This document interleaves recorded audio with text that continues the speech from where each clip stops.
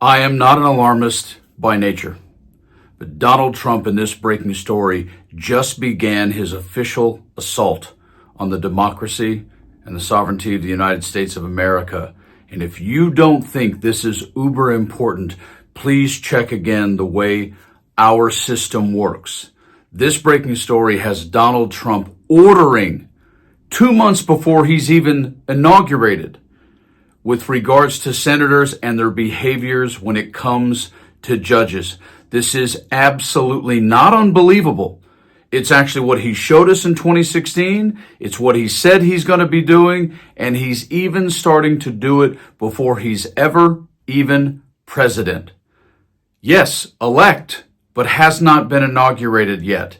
And be reminded, in terms of what's been going on, other people have seen it for years as well. Take a listen. That Trump will seek out judges who will rule in his favor. He appointed 234 judges in his first term, but some proved a disappointment to Trump after blocking efforts to overturn the 2020 election results.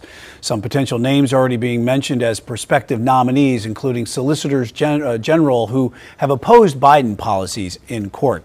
Donald Trump is going back to court, but this time he's selecting the judges.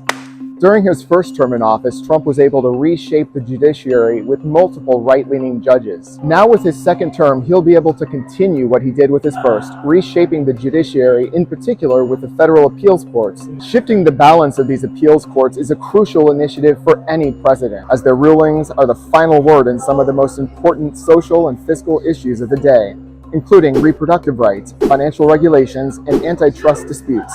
There are currently only 2 vacancies on those courts, but over the coming presidential term, dozens of judges will become eligible to retire, which could present Trump with the chance to shift the partisan balance of the historically liberal Ninth Circuit in San Francisco and 2 courts more recently led by Democratic appointees, the 10th Circuit in Denver and the 4th Circuit in Richmond, Virginia. Trump could also continue to cement his stamp on the U.S. Supreme Court if 2 other justices retire, Samuel Alito and Clarence Thomas. I mean, this is something that I think the Trump administration did an excellent job on when they were there before, ensuring that they had judges in perfect places that he wanted. And he's talked about that, his frustration with some of the judges that he appointed. I mean, what did he appoint? 200 and...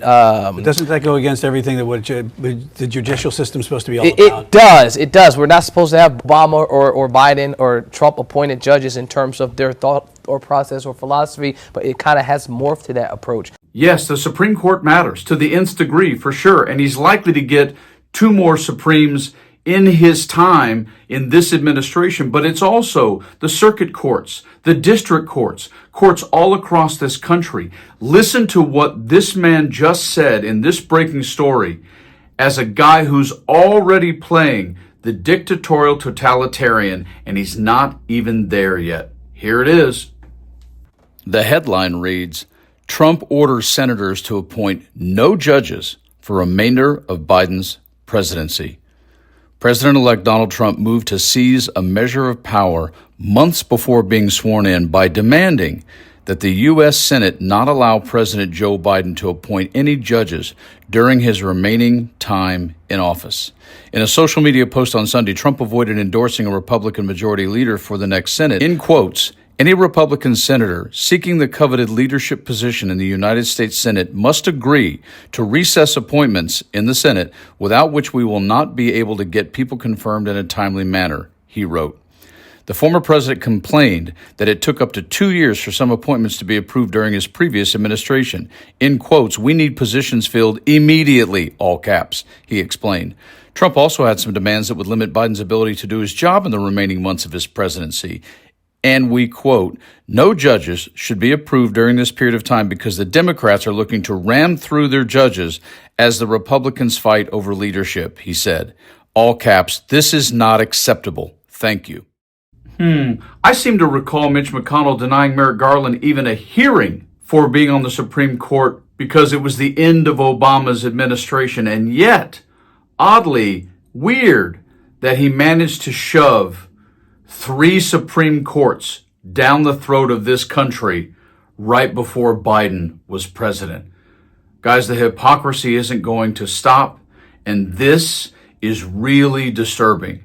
Make sure we understand we have got to get Democratic governors and senators and House of Representatives to protect against this. Stay strong. Onward.